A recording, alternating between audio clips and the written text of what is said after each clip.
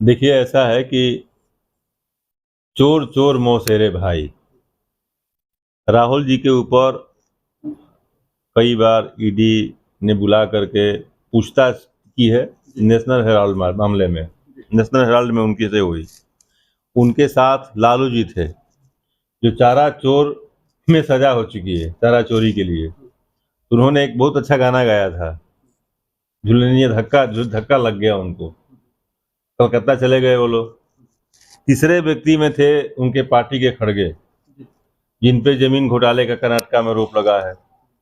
और उसके बाद थे तेजस्वी यादव, जिन पे पहले से ही नौकरी के बिहार के बच्चों को नौकरी देने के नाम पर जमीन का आरोप लग चुका है। कई बार पूछताछ के लिए गए। कहने का आशय ये है कि हमारे यहाँ पारदर्शी तरीके से मतगणना का कार्य चल रहा है। उसमें जो व्यक्ति यहाँ नहीं है, जो व्यक्ति मृत है, उसका नाम कटा है। कहीं कोई आपत्ति किसी को है, उसको दाखिल करने के लिए तमाम तरह के उसमें प्रावधान है। तो इन लोगों का काम है झूठा प्रचार प्रसार करना। इसी तरह चुनाव के समय इन लोगों ने एक महाअभियान चलाया था कि संविधान से छेड़छाड़ भारतीय जनता पार्टी करेगी, जबकि संविधान में छेड़छाड़ कांग्रेस की सरकार में पूर्व प्रधानमंत्री स्वर्गीय श्रीमती इंदिरा गांधी जी ने किया था। भारतीय जनता पार्टी संविधान के साथ छेड़छाड़ नहीं कर रही है। भारतीय जनता पार्टी किसी भी स्तर से वोट मतदाता सूची में कोई छेड़छाड़ नहीं कर रही है। सिर्फ उसमें यह हो रहा है कि जो व्यक्ति यहाँ नहीं रह रहा है उसका नाम काटा जा रहा है, सहमति के साथ बता करके, देख करके। जो व्यक्ति मृत हो गया है उसका नाम कटा है। जैसे अब मेरा नाम बक्सर में है, मेरा नाम पटना में भी है, तो पटना से मेरा नाम काट करके बक्सर में ऐड कर दिया जा रहा है। यही हो रहा है। अब इसको अनावश्यक प्रलाप लोग कर रहे हैं।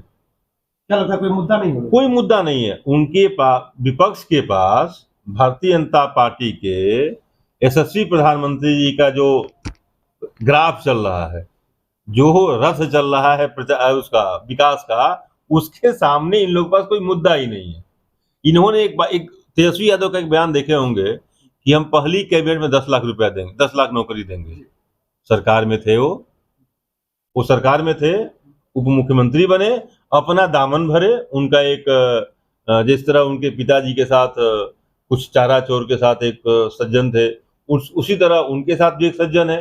अभी एक बयान में सुन रहा था कि लोग पूछते हैं कि आप रात में सोते हो जाते हैं तो संजय यादव से बात करते हैं कि अपनी पत्नी से, लास्ट कॉल किसको मिलाते हैं। तो यह कहानी है। वो लोग क्या आरोप बिहार पे लगाएंगे? बिहार को उन्होंने लूट लिया है। बिहार को बर्बाद करने का सबसे बड़ा कोई कारण है तो है कांग्रेस और राष्ट्रीय जनता। उनका तो दावा है कि जो पद यात्रा हमारी है और जो घूम रहे हैं बिहार में, उससे अब की बार बिहार में उनकी सरकार आ जाएगी। पद यात्रा में उनकी जो संख्या थी, वो संख्या छुपाने के लिए उनके ही लोगों का वीडियो वायरल हुआ कि थोड़ा सा डिस्टेंस कम करके बनाओ तो वीडियो सही आ जाएगा। इतनी ही भीड़ थी। उतना कार्यक्रम तो आपने ध्यान दिया होगा, उससे अधिक भीड़ मैं भारतीय जनता पार्टी का छोटा सा कार्यकर्ता हूं, अपने बल पे मैंने कार्यक्रम कराया था, उससे दुगना भीड़ बक्सर में थी। राहुल, तेजस्वी, खड़गे और ये जो कांग्रेस के राजकुमार घूम रहे हैं, इनसे अधिक भीड़ हमारे यहाँ कार्यक्रम में थी।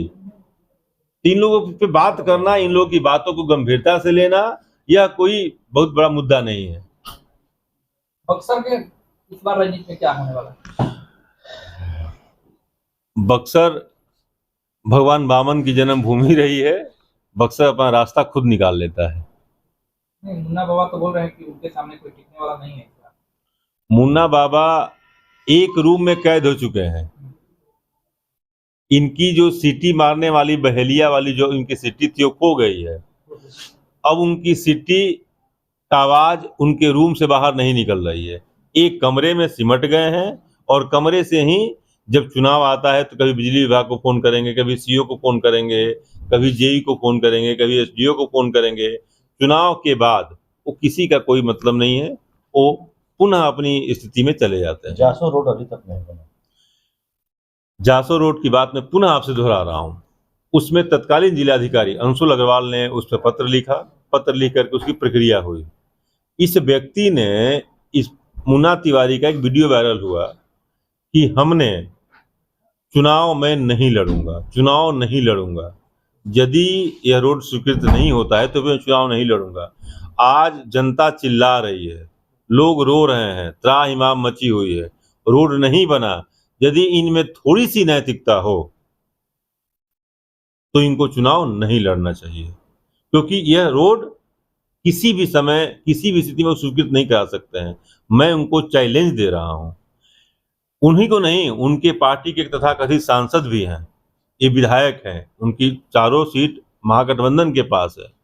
उनका कोई भी एक कार्य बक्सर के लिए, बक्सर के विकास के लिए, पांचों में से कोई एक कार्य, पांचों लोग हमारे साथ बैठ के बात कर लें, एक कोई कार्य बताएं और पांचों लोग 5 साल में नहीं करा पाएंगे जो काम मैं 3 महीने में करा के दे दूंगा। तो उनकी बातों में भरोसा नहीं है। उस रोड की स्वीकृति की प्रक्रिया चल रही है, वो रोड 5.5 मीटर चौड़ा हो रहा है, अभी उसका टेंडर चुनाव से पहले हो जाएगा। उसमें मुन्ना तिवारी का कोई हाथ नहीं है, उनका लेटर पैड भी नहीं लगा हुआ लेकिन है। सवाल तो उन्होंने उठाया था और सदन में सवाल देखिए, उठाया था तो मैं बता रहा हूं आपको, एक फेसबुक पे चल रहा था 8/7/25 को डाक अधीक्षक का पद बक्सर में क्रिएट हो गया था। ठीक 1955 से इसकी लड़ाई चल रही थी, 91 में जिला अलग हुआ, लेकिन पोस्ट ऑफिस में डाक अधीक्षक का पद नहीं था। 8/7/25 को लेटर मंत्रालय ने जारी कर दिया। 7 को मैंने फेसबुक पे भी लिखा था, मीडिया में भी आया था कि पत्रावली माननीय मंत्री ने अप्रूव कर दिया, वहां से मेरे पास फोन भी आया था। 8/8/25 को उनके सांसद एक पुराना फोटो लगाते हैं मंत्री जी के साथ और लिखते हैं कि मैंने डाक अधीक्षक की नियुक्ति की मांग की। उसी तरह से मुन्ना तिवारी क्या करते हैं कि जब उनको पता लगता है कि यह कार्य होने वाला है, क्योंकि भाई विधायक है, अधिकारियों पर दबाव बनाते हैं वसूली के लिए, तो थोड़ा बहुत अपना अधिकारी बता देते हैं वसूली के लिए दबाव बना, तो अब उसमें क्या करते हैं कि बैक डेट में चिट्ठी बनाते हैं और चिट्ठी फाइल में लगवाने का प्रयास करके लगवा देते हैं। उस पर मार्किंग किसी का नहीं है। उस फाइल पे मैं आज फिर दावा के साथ कह रहा हूं कि जासो रोड में उनके पत्र पे कोई कार्रवाई नहीं हुई है। जिलाधिकारी श्री अंशुल अग्रवाल जी की लेटर पैड पे कार्रवाई हो रही है, वह कार्य स्वीकृत होगा। चुनाव से पहले मेरा प्रयास है उसका टेंडर करा दूं। लेकिन सर सवाल ये है कि जब वो अनुरक्षण नीति के तहत है और इस साल भी 47 लाख रुपए लगभग उसके अनुरक्षण के लिए, देखिए, तो फिर नई योजना का काम कैसे होगा? बात यहाँ अनुरक्षण की नहीं है, बात 5.5 मीटर रोड चौड़ीकरण का है, उसकी नई स्वीकृति का है। विभाग क्या करता है कि जब रोड, कोई भी रोड स्वीकृत करता है तो अनुरक्षण में लगता है। तो 3.75 करोड़ का कार्य चल रहा था, उसमें अनुरक्षण में था वो, लेकिन उसमें ट्रैफिक बढ़ गई, उसमें गतिविधियां बढ़ गई। हमने जिलाधिकारी से बात करके, सेक्रेटरी से बात करके उसका सर्वे कराया, सर्वे करा करके कि इस रोड को फोर्ज करके फ्रीज कर दिया जाता है, जो आपका अनुरक्षण की राशि होती है उसी पे रोक करके फ्रीज करके, और पुनः उस रोड का नई स्वीकृति प्रदान की जाती है और नया टेंडर होता है, कार्य होता है। जैसा कि आशा प्रणाली से गौरी जो रोड जा रहा है वो भी अनुरक्षण नीति में था, उसको भी फ्रीज करके और वो 5.5 मीटर चौड़ाकरण हो रहा है। उसी तरह हमने जासो नदाव रोड का कार्य को कराने के लिए आगे बढ़ा, जिसमें इन्होंने अड़ंगा बन गए, अड़ंगा बन करके अब आज जनता त्राही त्राही कर रही है। लेकिन मैं आपको बता दे रहा हूं कि जासो से नदाव तक की रोड 5.5 मीटर चौड़ी की स्वीकृति की प्रक्रिया में है और इस महीने में ही लगभग स्वीकृति उसकी मिल जाएगी और मेरा प्रयास रहेगा कि चुनाव से पहले उसका टेंडर करा दें। बड़ा आरोप लगा रहे हैं विधायक जी पे तो विधायक जी बक्सर की भोली भाली जनता को ठग लिए और विधायक जी 5 काम ऐसा बताएं जो उन्होंने कराया है। 5 काम, अब 5 तो बहुत ज्यादा हो गया। एक कोई काम बताए जिसका उन्होंने पत्र लिखा, जिसका उन्होंने शिलान्यास किया हो और जिसका उन्होंने लोकार्पण किया हो।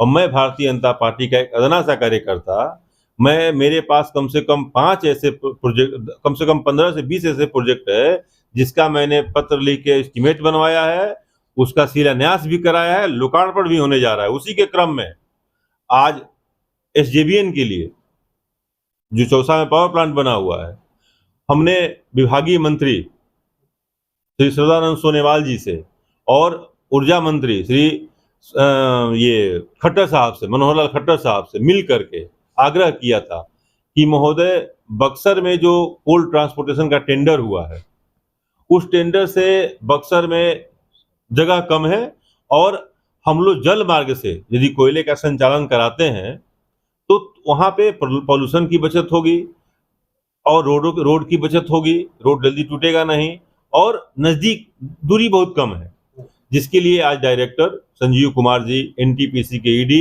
आज सर्वे किए, सर्वे करके अपना रिपोर्ट देंगे। महादेवा घाट पर टर्मिनल बनाया जाएगा, उसी टर्मिनल से ये कोयले का ट्रांसपोर्टेशन होगा। ठीक, तो इस तरह के काम नहीं करते। अब इनको अभी मैंने बोल दिया, अब देखिएगा 3 दिन बाद ये फिर लिखेंगे चिट्ठी कि हमने इनके सांसद और ये कि हमने लिखा तो एनटीपीसी का टीम और जल पोत परिवहन विभाग की टीम ने सर्वे किया। अधिकारी का नाम नहीं जानते हैं। झूठ, केवल झूठ बोलना शुरू से, आज से नहीं, इनकी पार्टी का नीतिगत मामला रहा है। उसका श्रेय लेने की होड़ मची हुई है। भारतीय जनता पार्टी श्रेय नहीं, जो करती है करके दिखाती है तब उसका श्रेय लेती है। आनंदमय हुआ बक्सर में आनंद मिश्रा जी शामिल हुए हैं, हमारे प्रदेश के लोगों ने शामिल कराया। हम लोग उनका स्वागत करते हैं अपनी पार्टी में। सुबह का भूला शाम को घर आता है, उसको भूला नहीं कहते हैं। और आनंद मिश्रा का भारतीय जनता पार्टी में स्वागत। पहले तो आपके सांसद को उन्होंने ही हरवाया, ऐसा कहा जाता था। देखिए, ऐसा है, पहले कई पोस्ट आए जिसमें आपके ही पार्टी के लोग विरोध कर रहे थे। देखिए, यह विरोध का कोई मुद्दा नहीं है, ये पार्टी का निर्णय, संगठन का निर्णय। संगठन की पार्टी है भारतीय जनता पार्टी और संगठन का निर्णय सर्वोपरि होता है। प्रशांत किशोर के डर से ये सब किया जा रहा है भारतीय जनता पार्टी की तरफ। प्रशांत किशोर हमारे यशस्वी मुख्यमंत्री के साथ डिप्टी सीएम नहीं बन पाए, उप मुख्यमंत्री बनना चाहते थे, वो बन नहीं पाए, जिसके कारण उन्होंने जिद पकड़ के और रुपए के बल पे वह सत्ता में आना चाहते हैं, जो नामुमकिन है। उनको पूरे बिहार में एक सिंगल सीट नहीं मिलेगी। जनसुराज को बिहार में एक सिंगल सीट नहीं मिलने जा रही है। अनर्गल, अनाप शनाप आरोप लगाना जनसुराज का काम है, जो प्रशांत किशोर करके और यूट्यूब पे घूम रहे हैं, फेसबुक पे छाए हुए हैं, धरातल पे कहीं नहीं है। 2 चुनाव हुआ, दोनों में आप लोगों ने क्या जनता ने निर्णय लिया आप लोग देख चुके हैं।